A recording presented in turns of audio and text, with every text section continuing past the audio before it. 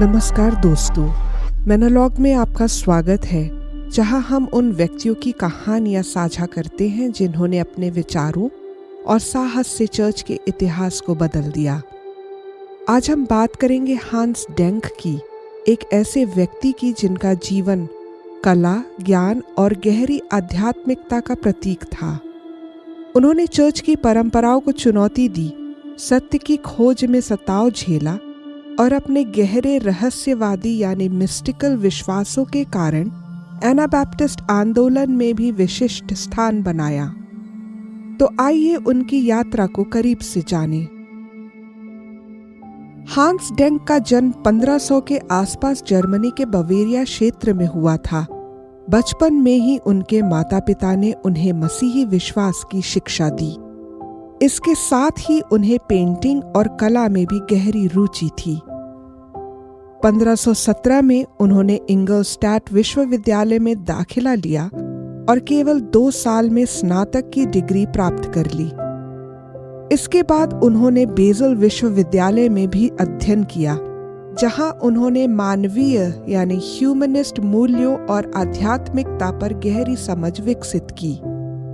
यहाँ से ही उनकी अलग विचारधारा का आधार तैयार हुआ, जिसने आगे चलकर उन्हें चर्च की परंपरागत मान्यताओं से अलग रास्ता अपनाने के लिए प्रेरित किया। हांस डेंक ने अपने व्यवसाय की शुरुआत बेसल के एक प्रसिद्ध मुद्रणालय में संपादक के रूप में की। उनके बौद्धिक कौशल के कारण 1523 में उन्हें न्यूरेमबर्ग में सेंट सीबॉल्ड स्कूल के प्रधानाध्यापक यानी रेक्टर के रूप में नियुक्त किया गया। यह एक प्रतिष्ठित पद था, लेकिन उनके विचार जल्द ही विवाद का विषय बन गए। शुरुआत में हांस डेंक ने पारंपरिक कैथोलिक मान्यताओं का पालन किया, लेकिन जैसे जैसे उन्होंने बाइबल और मसीही धर्म के गहरे पहलुओं को समझा, उन्होंने महसूस किया कि सिर्फ बाहरी रीति रिवाजों से सच्चा विश्वास उत्पन्न नहीं होता। न्यूरेमबर्ग में उन्होंने छात्रों को पारंपरिक कैथोलिक परंपराओं से दूर रहने के लिए प्रेरित किया। इससे उनका चर्च से टकराव शुरू हुआ। उनके सहकर्मियों ने उन पर झूठे आरोप लगाए, जिसके कारण उन्हें अदालत में बुलाया गया और अंततः न्यूरेमबर्ग से निष्कासित कर दिया गया। इस घटना ने उनकी सोच को और अधिक दृढ़ कर दिया कि चर्च की बाहरी परंपराएं आत्मिक सत्य का मार्ग नहीं हो सकती। निष्कासन के बाद हांस डेंक विभिन्न एनाबैप्टिस्ट समुदायों के संपर्क में आए। ऑग्सबर्ग में उन्होंने प्रमुख एनाबैप्टिस्ट अगुवा बाल्थज़र हूबमायर से मुलाकात की। बाल्थज़र हूबमायर की चर्चा हमने एपिसोड 8 में की थी। यहीं पर हांस डेंक ने विश्वासियों के बपतिस्मा को अपनाया। हालांकि हांस डेंक का दृष्टिकोण मुख्य धारा के एनाबैप्टिस्ट विचारों से थोड़ा अलग था। वे मानते थे कि सिर्फ पवित्र शास्त्र ही नहीं, बल्कि हर व्यक्ति के हृदय में परमेश्वर की आत्मा सच्चा ज्ञान देती है। उनकी इस रहस्यवादी यानी मिस्टिकल सोच के कारण उन्हें कुछ पारंपरिक एनाबैप्टिस्टों ने भी संदेह की दृष्टि से देखा। हांस डेंक के विचारों को कैथोलिक चर्च, लूथरन सुधारकों और सरकार ने खतरनाक माना। 1527 में उन्होंने ऑग्सबर्ग में मार्टर्स सिनोड यानी शहीदों की सभा में भाग लिया, जहां एनाबैप्टिस्ट नेताओं ने सताव के बावजूद अपने विश्वास को बनाए रखने की रणनीति पर चर्चा की। न्यूरेमबर्ग, ऑग्सबर्ग और स्ट्रासबर्ग में प्रमुख सुधारकों जैसे मार्टिन बूसर और अर्बानस रेगियस के साथ बहस के कारण उन्हें बार बार निर्वासित किया गया। उनके विचारों को चर्च विरोधी और खतरनाक मानते हुए उन्हें लगातार नए शहरों से निष्कासित किया जाता रहा, जिससे उनका जीवन अस्थिर रहा। लगातार उत्पीड़न और संघर्ष के कारण हांस डेंक का स्वास्थ्य खराब हो गया। 1527 में जब वे बेज़ल में थे, तब महामारी के कारण उनकी मृत्यु हो गई, लेकिन उनका संदेश आज भी जीवित है। सच्चा विश्वास बाहरी रीति रिवाजों में नहीं, बल्कि हृदय के परिवर्तन में है।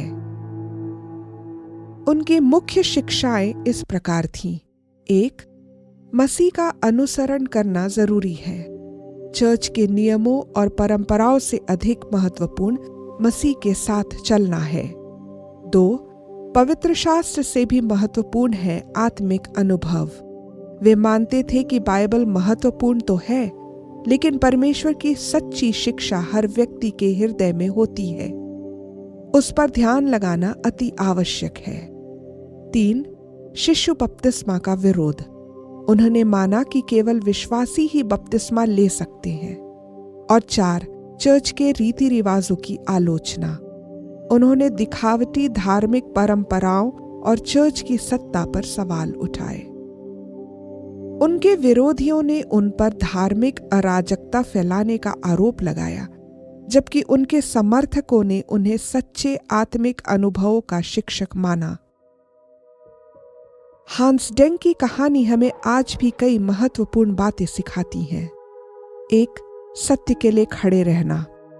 उन्होंने दिखाया कि जब आप सच्चे विश्वास के लिए खड़े होते हैं तो आपको संघर्षों का सामना करना पड़ता है।